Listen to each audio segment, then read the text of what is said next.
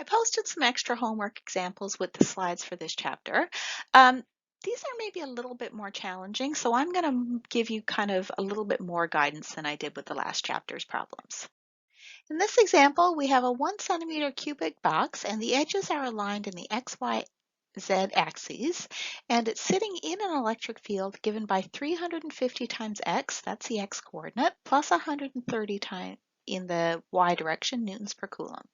Our coordinate X is given in meters. What's the net electric flux through this box and what's the charge on the box?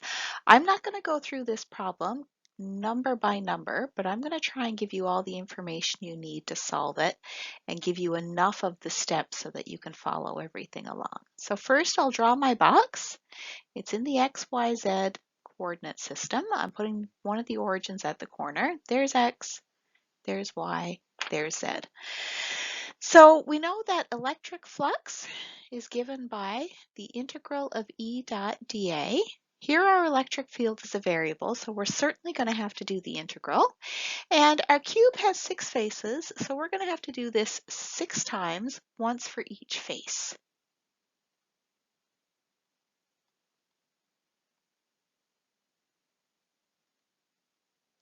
Okay, let's start with the right-hand face. So let's start with this face right here. So I'll write down Gauss's law. So one right face.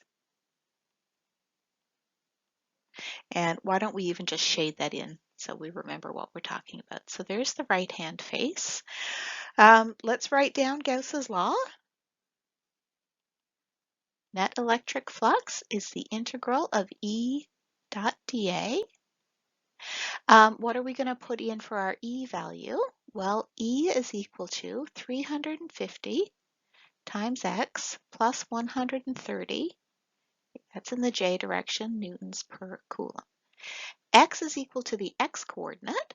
When we're right here on this right face, every single position of X is the same. So everywhere along this face, right here, this is where X equals 0.01 meters. So X is equal to 1 centimeter right here.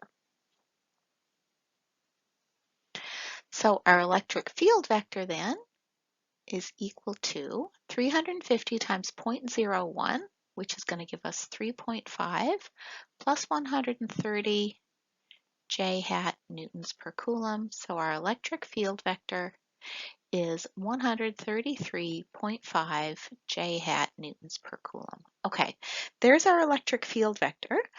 We might notice now that this electric field is a constant. Let's go ahead and put this in our Gauss's law and see what happens. Net electric flux for our right face is the integral of 133.5 J hat newtons per coulomb dotted with dA. Well, our electric field is a constant, so we can take that outside of the integral. So 133.5 J hat newtons per coulomb dotted with the integral of dA. The integral of dA is just the area vector. So now I've got 100, now I wish I'd just left this as an E instead of writing it out. J hat newtons per coulomb dotted with the area of the right-hand face. So what's the area of the right-hand face? The area vector points straight out of the face. So it is in the X direction. So there's our area vector. And the area of the face is just going to be the length times the width. So 0.01 meters times 0.01 meters in the X direction, so I hat. Okay, let's put that in our equation. Got 133.5 J hat newtons per coulomb dotted with our area, which is going to be 1 times 10 to the minus 4 meters squared, I hat. Okay, so now I can take my numbers out front. 133.5 times 1 times 10 to the minus 4 is 0.01335 newtons times meters squared per coulomb. Then the vector business is at the end, J dot I. Here's where we have to be really familiar with our vector product. J dot I is equal to 0. Oh, I think I said vector product. I certainly meant scalar product. Here we have j dot I. J dot I is called the scalar product or the dot product. Sorry if I said something different. What we know about scalar products is j dot I is equal to 0. Okay, so something dotted with itself, a unit vector dotted with itself is 1, dotted with a different unit vector is 0. So our answer for the electric flux for the right face is 0.01335 times 0 equals 0.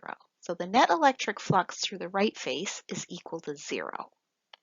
Okay, right face is done. Let's do the left face next. So our left face is over here. Let's try and move through this a little bit more quickly. What is the electric field at the left face? At the left face, x equals 0. So our electric field vector is 350 times 0 plus 130 j hat newtons per coulomb. Our net electric flux is going to follow the same method as what we did for the right-hand face. So our net electric flux is equal to the integral of E dot dA. Our E is a constant, so it's E outside of dotted with the integral of dA. So it's E dotted with the area vector. The area vector this time is going to have the same magnitude, but it's going to point in the opposite direction because it sticks out of the face, so it points towards negative I. So for our flux, we are going to have 130 j hat newtons per coulomb dotted with our area vector 0.01 times 0.01, 1 times 10 to the minus 4 meters squared in the negative I hat direction. Here again, we've got a j dotted with an I gives us 0. Okay, there's the left face done. Let's tackle the top face next. This one might take us just a little tiny bit more time to get through. So for our top face, we're still going to use the same idea. So for the top, net electric flux equals E dot dA, taking the integral of it. Okay, so for our top face, let's shade that in, make sure we know which one we're talking about for the top face. For our top face, it's different from what we had for the left or the right face. On the right face, x was equal to 1 centimeter. On the left face, x was equal to 0. On the top face, x starts at 0 and it stops at 1 centimeter. X varies.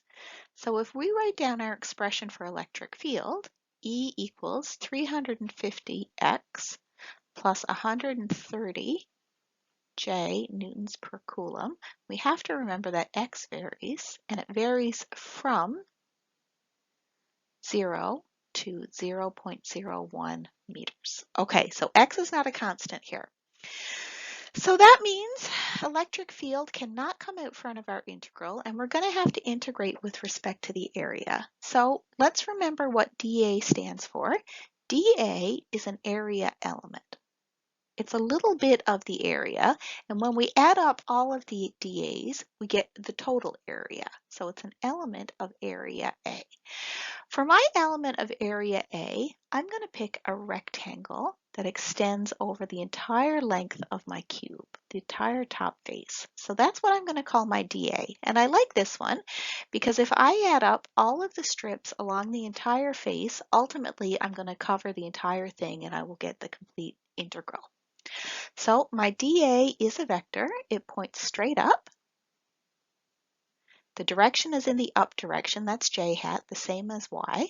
The magnitude of my dA is going to be the magnitude of the area of this little strip. It's got a length that I might call L. L equals 1 centimeter. And it's got a width that's a little bit in the x direction. So I'm going to call that dx. So my dA then has a magnitude of L times dx, and it has a direction of j hat. So that's the hard part about doing this. And then I might fill in that that's 0.01 times meters times dx j hat.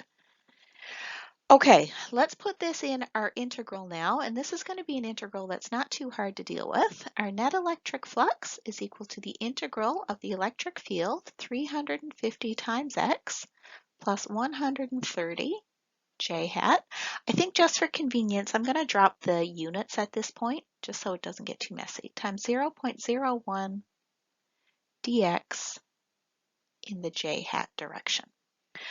Okay, so we're going to have to split this up, or first of all, let's multiply our 0.01 in both terms. So that's the integral of 3.50x plus 1.30 j hat dotted with dx times j hat. Let's deal with our scalar product next. So this is equal to the integral of 3.5x plus 1.3. Move my dx to the left a bit. I'm left with j dot j. When we take the dot product of two unit vectors are the same, that's equal to 1. They have a magnitude 1 and they're parallel, so 1 times 1 times cosine 0 gives us 1 if we're evaluating our scalar product. So now we've got the integral of 3.50 times x times dx plus the integral of 1.30 times dx. So because we added the two terms, we can split our integral into two bits. We're integrating from x equals 0 to x equals 0.1. That's on both integrals. So the integral of 3.5 times x is equal to 3.5 times x squared divided by 2. That's going to be evaluated at 0.01 and 0. Plus the integral from, my goodness, so easy to make a mistake. The integral of 1.3 times dx is 1.3 times x, going to be evaluated at 0.01 and 0. So that's going to give us, when we put our limits in and we evaluate it, we get 0.01318, and the units are newtons per coulomb times meters squared. So that's the flux through the top face of the cube. For our bottom face of the cube, it's pretty much the same as the top face, but for our bottom face of the cube, so for this one right here, when we pick our little element of area, there's our dA. The dA vector has to point straight out of the face, so this time it points down. When it was the top face, dA pointed up. When it was the bottom face, dA points down. That's the only difference. So we're going to say for the bottom face, same as top, except dA equals minus 0.01 times dx j hat. Okay, everything else is going to be exactly the same. When you get your final answer, you should find that the net flux is negative 0.01318 newtons per coulomb times meters squared. Okay, so right and left, top and bottom are done. Our front and back faces now are almost the same as our top and bottom faces. So for our front face, this is our front face. So we've shaded it in. We see that x varies. We need to identify some little bit of area. I'm going to pick a rectangle that has a width dx and a length L. So my dA points straight out. It has a magnitude of length times width, 0.01 meters times dx, and the direction is in the plus z direction, k hat. From there, everything else is the same as the top. So we'll do and same as top. What we end up getting for our net electric flux is we end up seeing eventually we have a j dot k and we get our flux equals 0. For our back face, so that will be this back face right here. We have to shade in a little area element. Again, we'll take a little strip of it. The vector points straight out. So for our back face, dA equals 0.0100 dx times negative k hat. And I'm not sure how clear that negative is. Why don't we just rewrite it? There, I think that's more obvious. And after we put in that dA, otherwise the steps are the same as the front face. And we get that our net electric flux through the back face is equal to 0. When we add up all of our fluxes, the total electric flux is the sum of all 6. What we get is it's equal to 0. Okay, so our net electric flux through this box is equal to 0. That brings us to our final answer. What is the charge in the box? If we remember that net electric flux by Gauss's law is also given by the net charge enclosed divided by epsilon naught. If the flux is zero, the charge is also zero.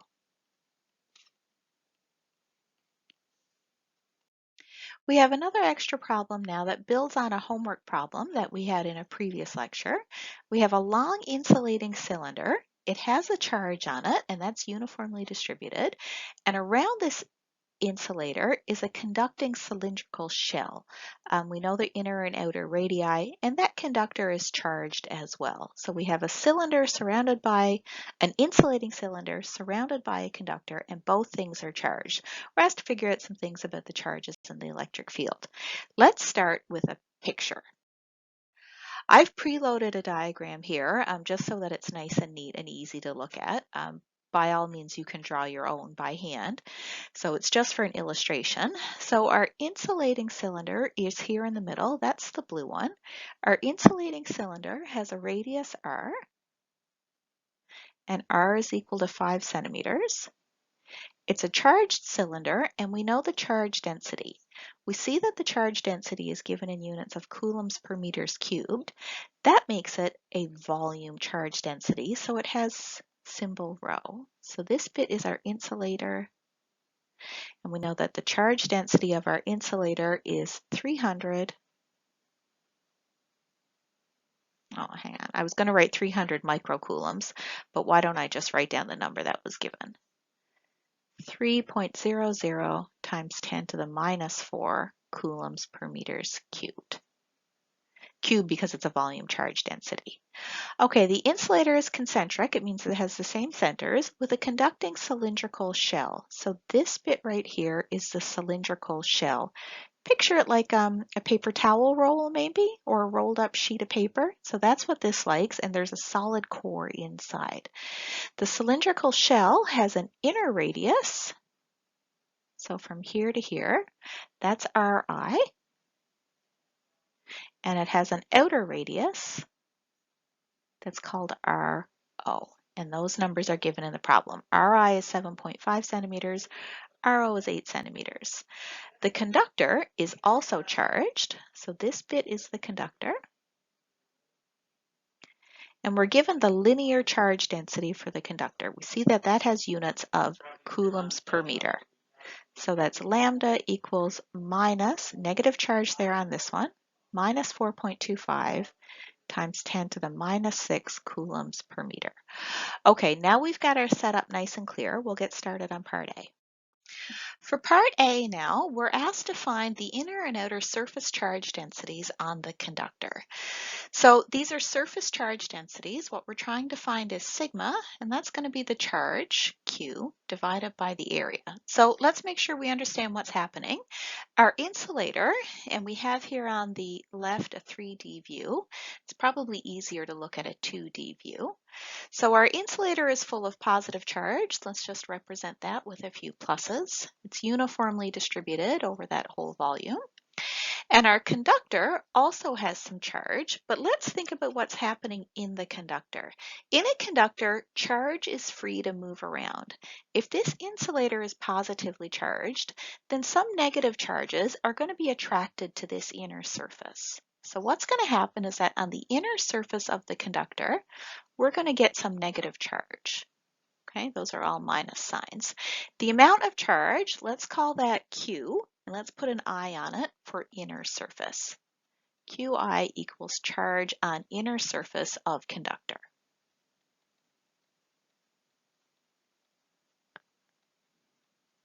We'd like to find out how much charge is here because we need to do the charge divided by the area to figure out the charge density. So to figure out the charge, let's think about something we know. And one fact we know about conductors in static equilibrium is that the net electric field in the conductor is zero. So what I'm going to do is I'm going to draw a Gaussian surface in the conductor. So that's my red line I'm drawing right here. So there's a Gaussian surface, and it's inside the conducting shell. If I were to draw it in 3D, it would see that it also goes over the length of the shell too. Okay, so my Gaussian surface, I'm going to say GS for Gaussian surface, is cylinder, inside the conductor. And I'm picking it there because I know the electric field in a conductor is 0. So now that I've got that, I'm going to write down my Gauss's law expression. My Gauss's law says the net electric flux through any surface is equal to the electric field dotted with the area is equal to the charge enclosed by the Gaussian surface divided by epsilon naught. Now my electric field equals 0.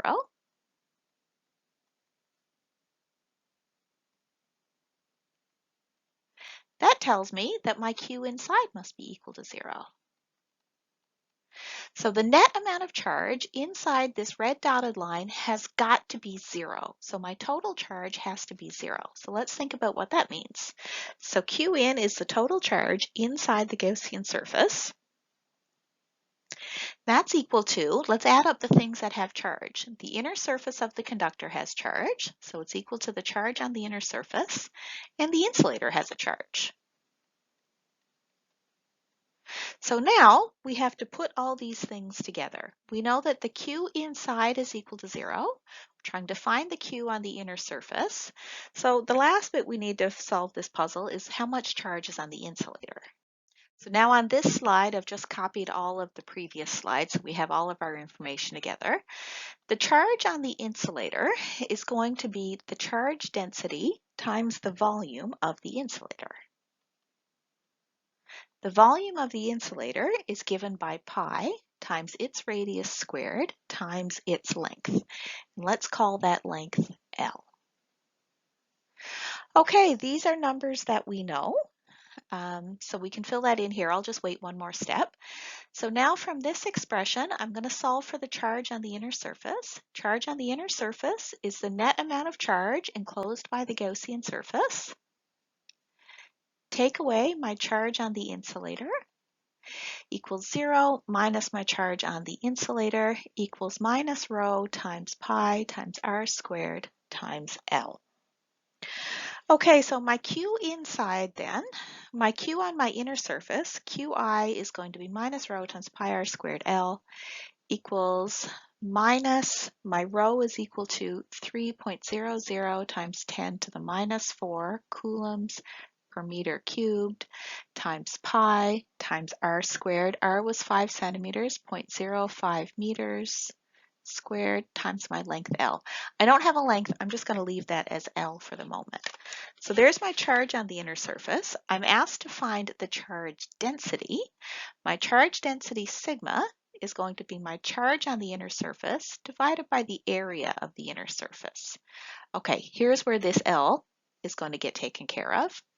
So my charge on the inner surface, if we work this out on our calculator, what we get is minus 2.356 times 10 to the minus 6 times L.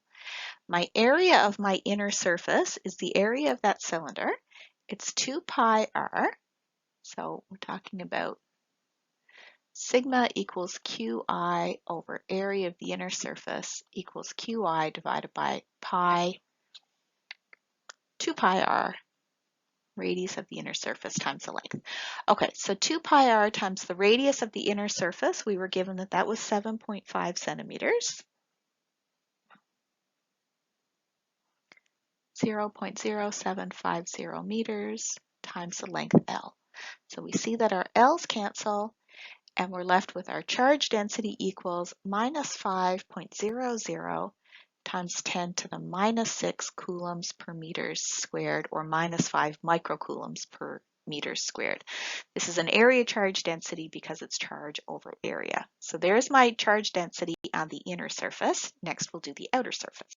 So let's sort out how we're going to find the charge density on the outer surface. Our charge density on the outer surface is going to be our charge on the outer surface divided by the area of the outer surface. So this is charge on outer. The area of the outer surface is going to be given by 2 pi r of the outer surface times the length of the outer surface. As a reminder, our insulator was full of positive charge. That attracted an amount of negative charge to the inner surface. We called that Qi. And then the remainder of charge on the conductor will sit on the outer surface because all charge on a conductor has to sit on the surfaces. Okay, so what that means is we have some charge on the inside surface, some charge on the outside surface. The total charge overall, Q of the conductor, is however much charge is on the inside surface plus however much charge is on the outside surface. So the charge on the outside surface is the charge on the conductor. Take away the charge on the inside surface. The net charge on the conductor is something we can figure out. The total charge would be the charge density times the length. And we're given that the charge density is minus 4.25 times 10 to the minus 6 times the length. The charge on the inside surface is something we found in the previous step. That was minus 2.356 times 10 to the minus 6 times L. Okay, let's put this together to find the charge on the outer surface. So we've got the Q of the conductor, minus 4.25 times 10 to the minus 6L. Subtract the Q of the inner surface, 2.356 times 10 to the minus 6L, to give us the net charge on the outer surface of the conductor, which is equal to minus 1.894 times 10 to the minus 6 times L. Okay, there's our charge on the outer surface. To get our charge density now, we just divide that by the area. So sigma for the outer surface is QO divided by area O minus 1.894 times 10 to the minus 6L divided by 2 pi. The radius of the outside was 8 centimeters. L, we see that our L's cancel, which is good. And we're left with a charge density of minus 3.77 times 10 to the minus 6 coulombs per meter squared. Okay, there was kind of a lot of work to it, but overall we had to find the surface charge density, which was charge divided by area, and we figured out the charge first by thinking about Gauss's law and second by thinking about the net charge on the conductor. For part B, we're asked to find expressions for the electric field inside the cylinder, between the cylinder and conductor, inside the conductor, and outside the whole thing.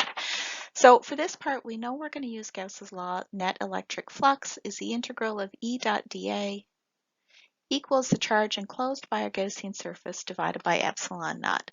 Let's deal with the integral part of Gauss's law in cylindrical symmetry first. So whenever we have a cylinder of charge, the net electric field is going to be radial. So radially out if the charge is positive, radially in if the charge is negative, but always radial. That means our choice of a Gaussian surface is going to be a cylinder with radius r and length L. So let's draw a Gaussian surface. Doesn't really matter if we put it inside or outside because we'll get the same behavior. And we've done this a few times now, so I'm going to try and skip through it fairly quickly.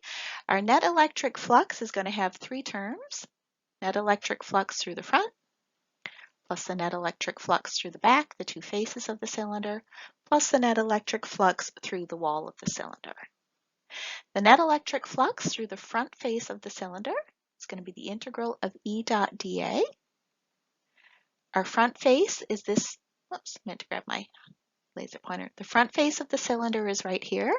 A little bit of area sticks radially out from the face. So the area vector and the electric field vector are perpendicular. Oops, wrong color. So that's equal to the integral of E times dA times cosine 90 degrees gives us 0. The electric flux through the back face is going to be the same thing. The little bit of area going through the back face sticks perpendicular to the electric field. So there's our dA for the back face. That's perpendicular. So the net electric flux is the integral of E dot dA equals the integral of E times dA times cosine 90 equals 0. Okay, we're left with the net electric flux through the wall of the cylinder. A little bit of dA on the wall of the cylinder is going to be radially outwards. Our electric field is radially outwards, so those two vectors are parallel. The net electric flux through the wall is the integral of E dot dA equals the integral of E times dA times cosine 0. That's equal to 1. The integral of E times dA. If we're the same distance, so if we're on the surface of this cylinder, it means our electric field is a constant. E outside the integral of dA. The integral of dA is just A, which is the area of a cylinder, which is 2 pi r times the length. And let's put the length on our diagram as well.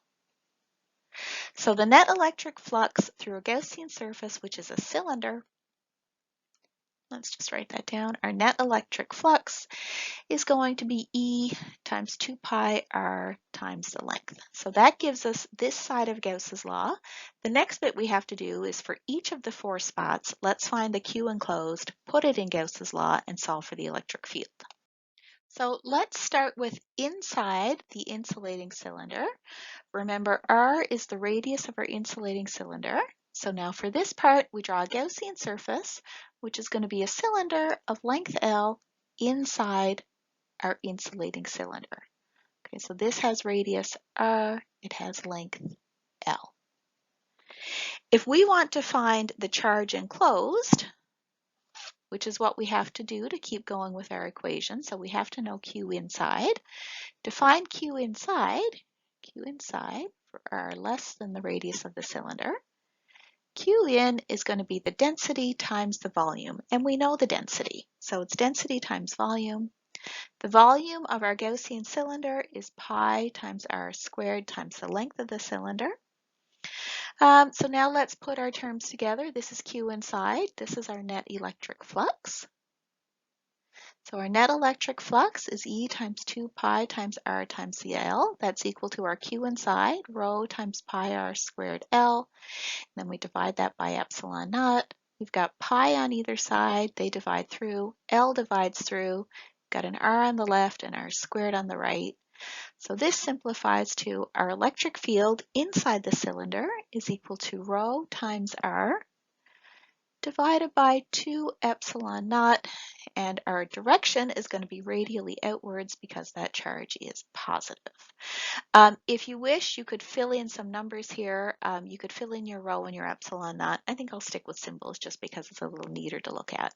Okay, that's the electric field inside the cylinder.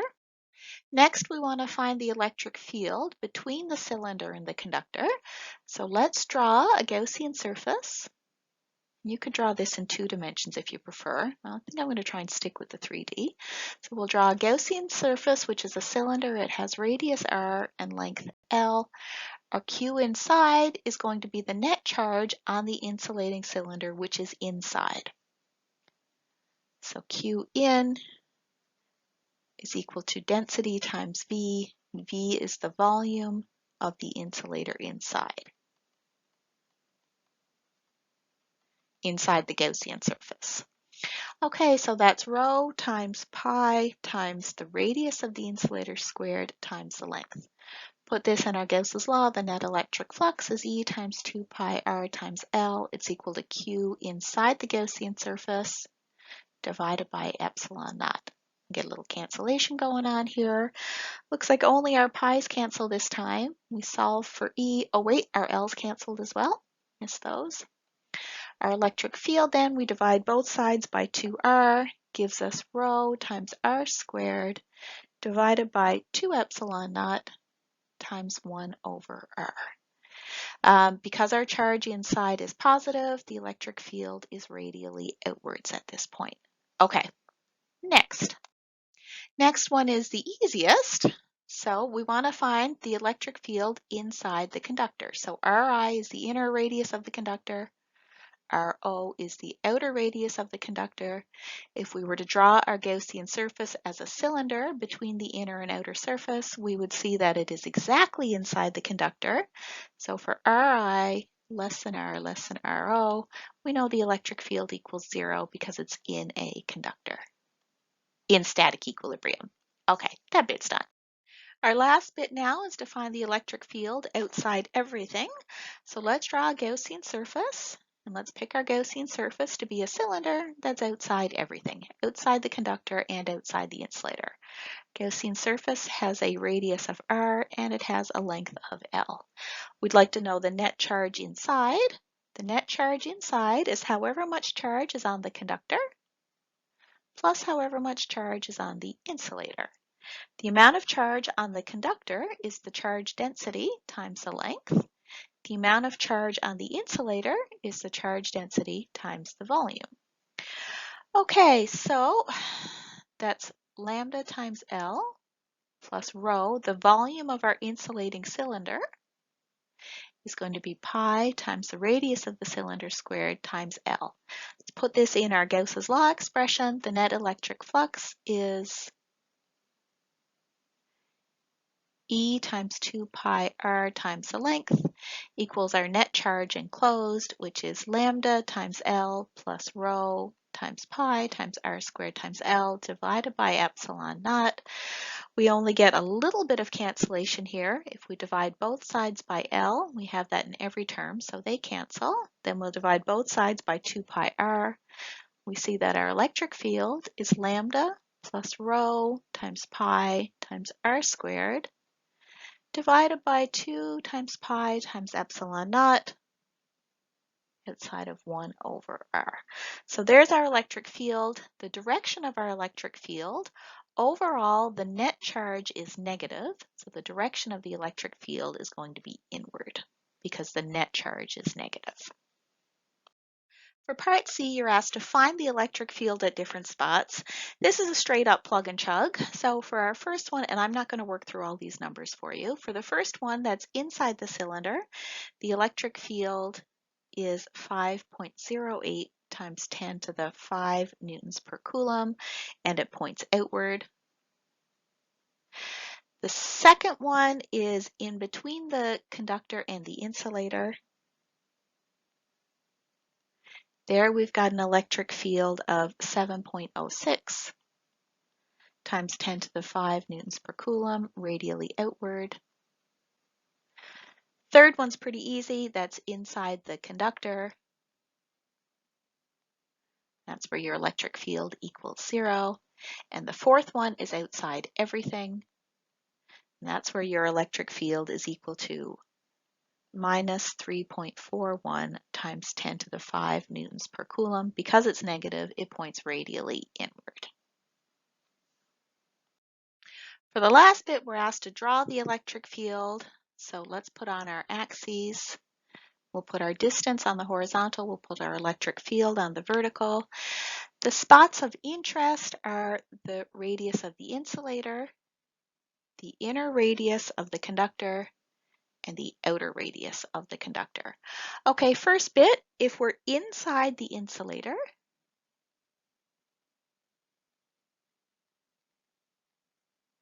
here's where the equation for the electric field was E equals rho over 2 epsilon naught times r. We see that E is proportional to r, so it's linear. Oops, proportional to little r, not big R, proportional to r. At its peak value right here, at r equals r, the electric field is equal to rho times the radius of the insulator divided by 2 epsilon naught. Okay, in between the insulator and the conductor, that's our next bit. So between insulator and conductor, our equation for our electric field in this piece right here is electric field equals rho times r squared over 2 epsilon naught times 1 over r. This tells us that our electric field falls off as 1 over r. And it'll fall off to some finite value. So it's falling as 1 over r, proportional to 1 over r in this region. Where r equals ri, this point right here, r equals ri, the value of the electric field at this place, E is equal to rho times the radius of the insulator squared divided by 2 times epsilon naught times 1 over ri, the inner radius of the conductor. Okay, so that's that next section. Ri to Ro, that's inside the conductor. The electric field in the conductor is 0. And then once we get outside the conductor,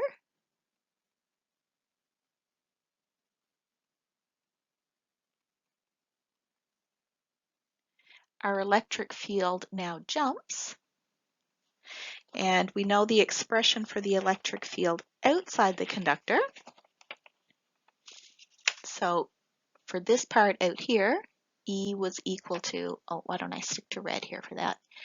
E equals lambda plus rho times pi r squared over 2 pi epsilon naught times 1 over r. Overall, this is a negative charge, so it's going to start at a negative value and tend towards 0 as r gets big. So this bit right here, as r goes to infinity, the electric field goes to 0. At this place here, where r equals rho, the electric field is equal to lambda plus rho pi r squared over 2 pi epsilon naught times rho. Okay, so there's a pretty complete graph of the electric field. This is kind of an interesting, which is a lot like a problem we've done before, but it challenges us to think of it in a new way. So we have an insulating sphere, that's this one right here. We know the radius and we know it has uniform charge density. We want to find the electric field inside the sphere. In a previous problem, in previous work, what we've done is we've found the electric field relative to the center of the sphere. I'm going to label that as r primed. So we've done that problem already. We know how to do that one. But this problem is asking us to find the electric field at this point, but instead of giving our answer relative to the center, give it relative to the origin of a coordinate system that's outside. So now this is our r. So we want the electric field at this point, but instead of writing it relative to the center, we want it relative to here. So let's put a couple of things together that we know. We know how to sort out what the electric field is relative to the center. And then if we look at this vector diagram, we see that vector b, so that's from the origin of the coordinate system to the center of the sphere, vector b plus vector r primed from the center of the sphere to the point we care about is equal to vector r. So let's try and put all those things together. Let's start with, can we find the electric field as a function of distance from the center of the sphere? So can we do that? So r primed equals the radial distance relative to center of sphere.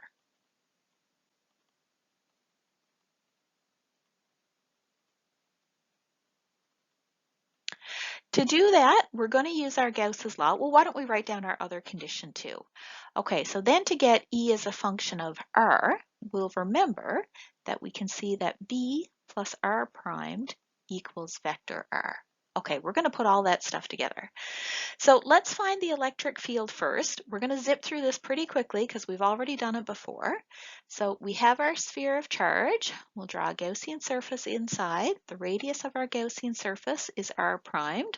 We'll write down Gauss's law. Net electric flux is the integral of E dot dA equals Q inside the Gaussian surface divided by epsilon naught. For this part, we've done this a whole bunch of times. I'm just going to say show steps. Okay, show steps to see that this part is equal to E times 4 pi r primed squared. If you don't quite remember, you can go back to where we did this example in class. Okay, next we need Q inside. Q inside is going to be the density times the volume of our Gaussian surface equals density times 4/3 times pi times r primed cubed, 4/3 pi r cubed for volume. When we put it all together, we see E times 4 pi times r primed squared is equal to rho times 4/3 pi r primed cubed, and that has to be divided by epsilon naught.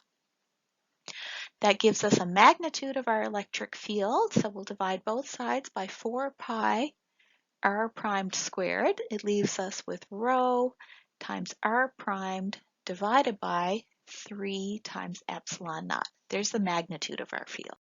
Of course, our electric field is a vector. So as a vector expression, our electric field has magnitude, rho times r primed over 3 epsilon naught, like we found on the previous slide. The direction of the electric field is radially outwards. It's in the same direction as the r primed vector. So we could write that direction as r primed hat. So here's where the unit vector notation comes in pretty handy. If we look at this, r primed times r primed hat, That's our vector, r primed. So let's write that one down. So our electric field is equal to rho times r primed, the vector, divided by 3 times epsilon naught. That gives us the electric field inside this sphere. So next we'll use our transformation, which is that since B, so that's the position of the center of the sphere relative to the origin, plus r primed, so which is the center of the point we're talking about where we're trying to find the field relative to the center of the sphere. Add those two guys up, and what we get is the vector r. The vector r is where we want to find the field relative to the origin of the coordinate system. That means that r primed is equal to r minus b. Okay, let's put that in our expression for electric field. E is equal to rho times r minus b divided by 3 times epsilon naught. And that's the expression we were asked to find. So now let's take that bit we just did and let's turn it into a new problem.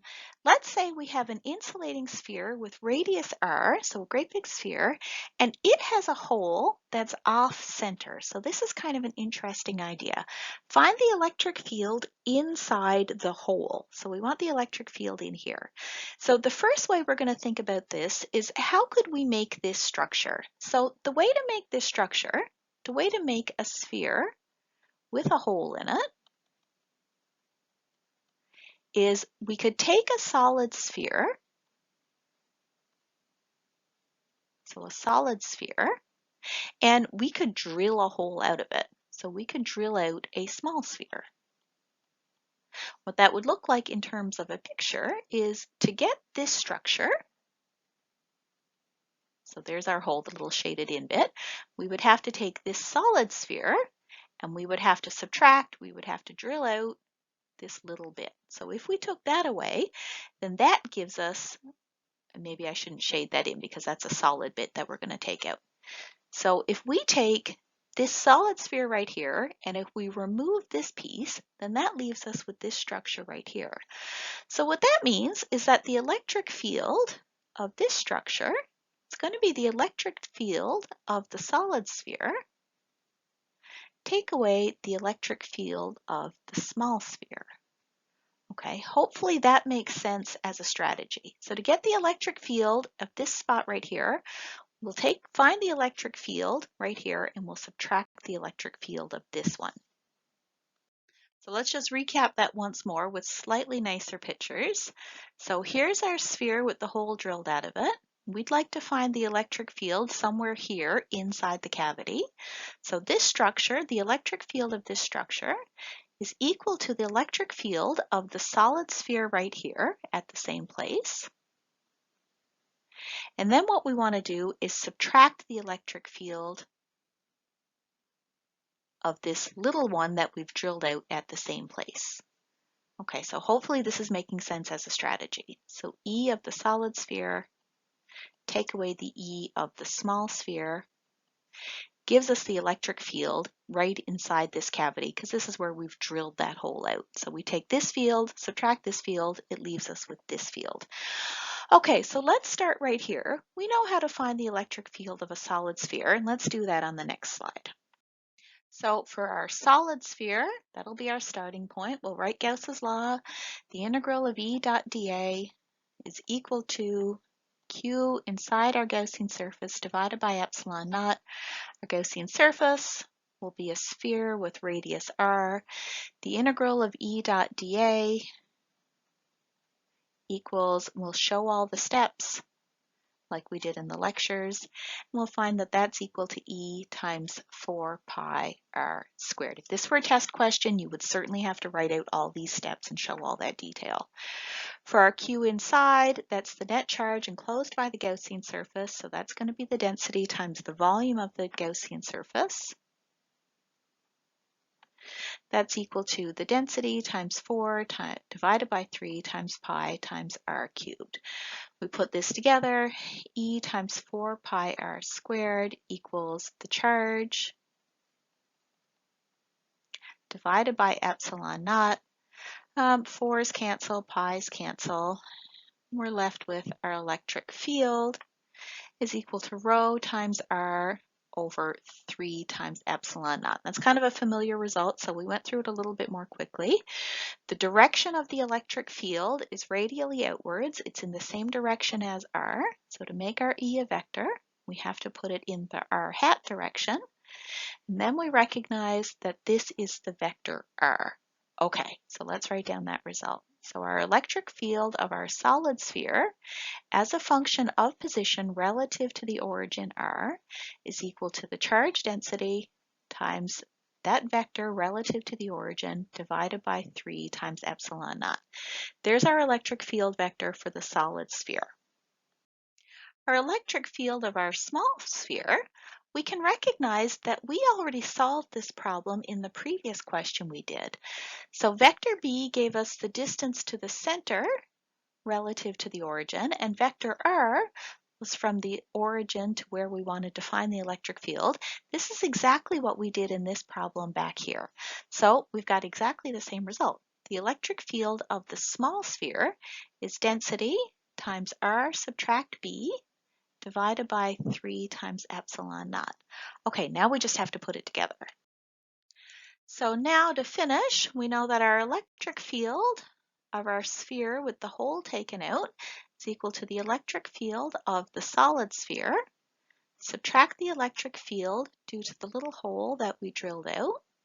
So let's fill in those values. Rho times r divided by 3 times epsilon naught. Subtract rho, maybe I don't need that bracket there at all.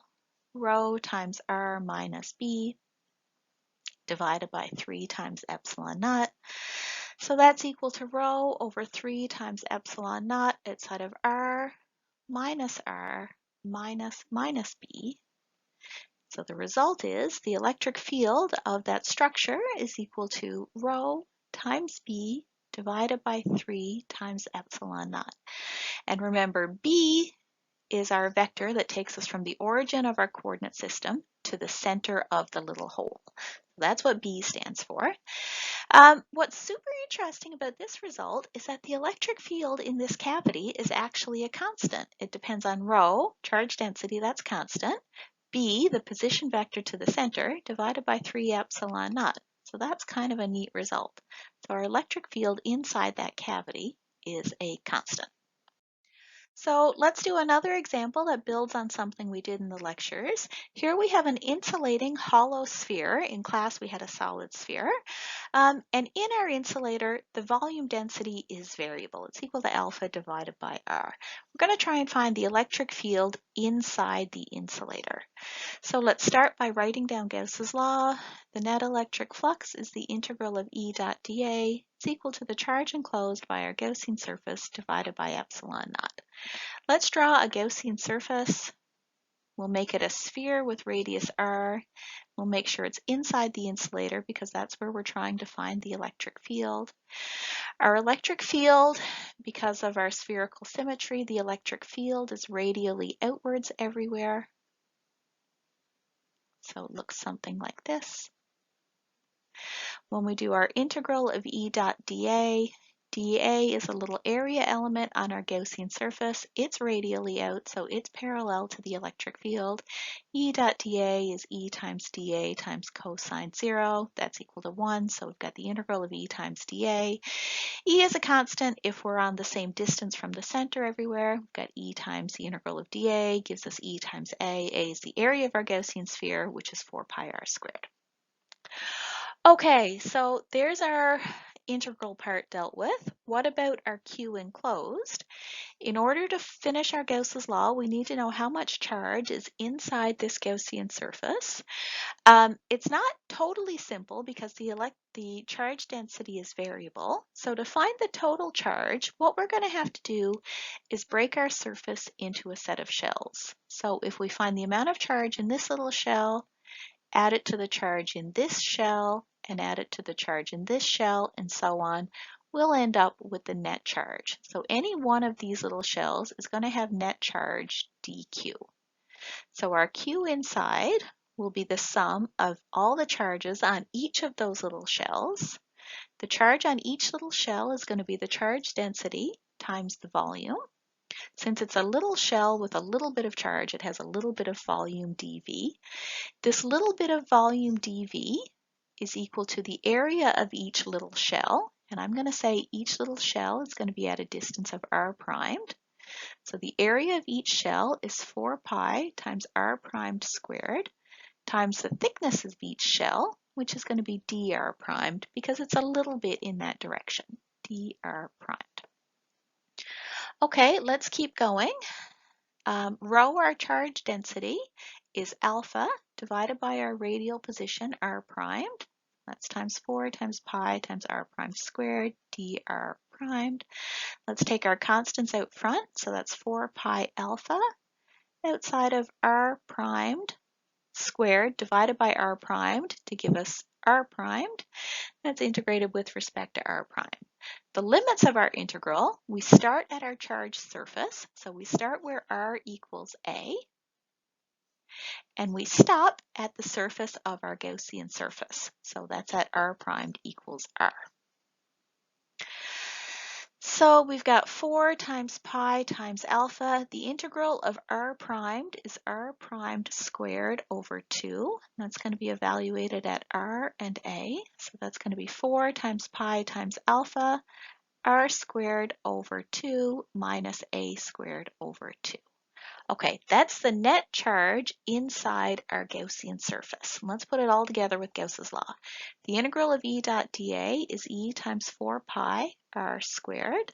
Our net charge enclosed is 4 times pi times alpha r squared over 2 minus a squared over 2. And we have to divide that by epsilon naught.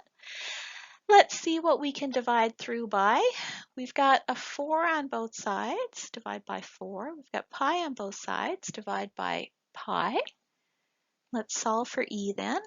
E is equal to alpha, we can take our 2 outside, divided by 2 epsilon naught, r squared minus a squared over r squared. Can simplify that a little bit more. Our electric field is alpha over 2 epsilon naught. R squared over r squared is 1 minus a squared over r squared. It is a vector and the direction is going to be radially outwards. So there's our electric field inside this insulating shell. So here's a new twist of a question. Let's put a point charge Q. I'll shade it in here. So there's my little point charge Q. I'm going to put that at the center of the hollow, so at r equals 0. What charge can we put here so that the electric field inside our insulator, so the electric field right here, is constant?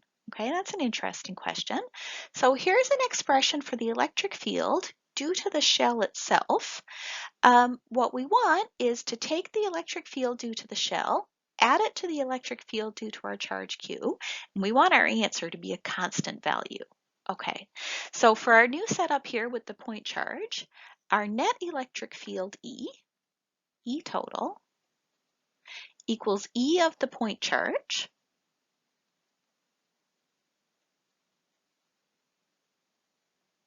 plus E of the shell.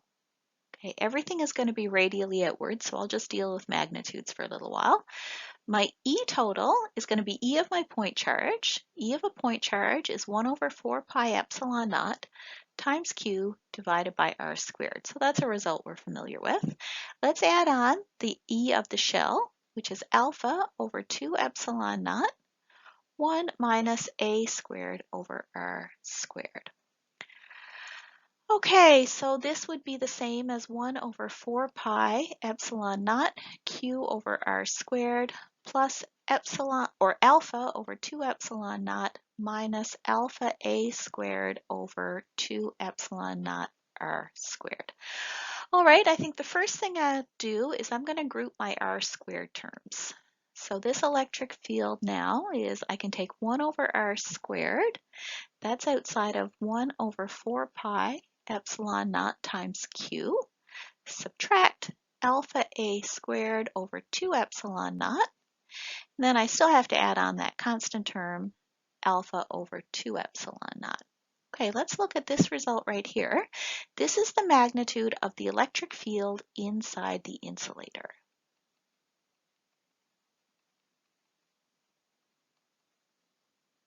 If I want this to be a constant, what I need is for this whole term to be equal to 0. So if this bit equals 0, then what that will give is my electric field equals constant. And what it would be equal to is alpha over 2 epsilon naught. So if this whole term is 0, the only bit that's left for my electric field is this bit, and that's a constant, and that's what we're asked to find. Okay, and we actually have this part done, so if we can get it to be constant, it's going to be equal to this value. So let's set this term equal to 0, and let's see if that gives us Q. So we're saying 1 over 4 pi epsilon naught Q minus alpha A squared over 2 epsilon naught equals 0. So 1 over 4 pi epsilon naught Q equals alpha A squared over 2 epsilon naught. I notice that I've got an epsilon naught on both sides. I'm going to go ahead and cancel those. If I multiply both sides by 2, I'll be left with a 2 here. So now this gives me that my Q is going to be equal to alpha times A squared times pi times 2.